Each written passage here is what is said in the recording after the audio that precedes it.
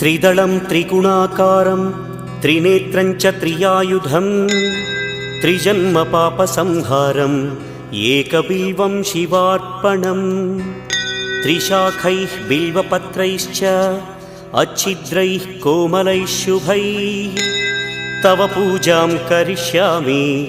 एकबिल्वं शिवार्पणम् कोटिकन्या महादानं तिलपर्वतकोटयः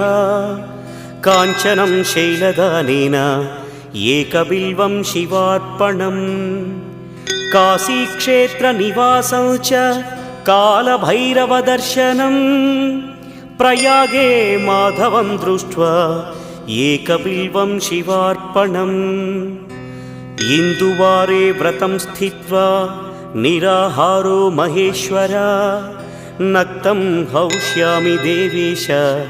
एकबिल्वं